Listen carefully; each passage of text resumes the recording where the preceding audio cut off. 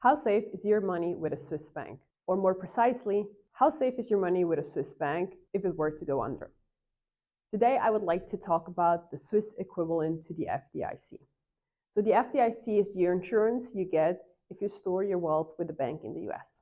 Switzerland has a very similar scheme. How it works is up to 100,000 Swiss francs in cash or insured. So in the very unlikely case of a Swiss bank going bankrupt, 100,000 Swiss francs in cash will be yours. No questions asked, no problem with that. But then on top of that, all the investments into stocks, bonds, or physical precious metals, they are held in your own name outside of the balance sheet of the bank. So you will get that back as well. So what does that mean? The cash that exceeds 100,000 Swiss francs, they will move into the bankruptcy proceeding of the bank.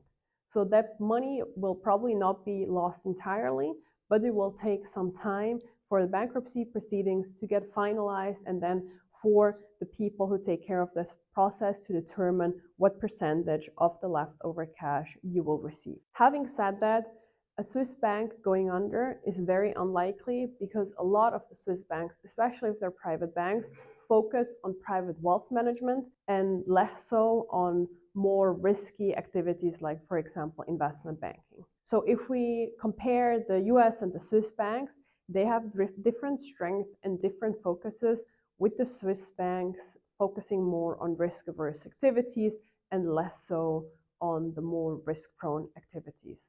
On top of that, Swiss banks tend to also be better capitalized than US banks. So again, I'm repeating myself, the chance of a Swiss bank going under is very small, and even if it were to happen, you are fairly well insured and safe, especially if your portfolio is invested in a variety of asset classes.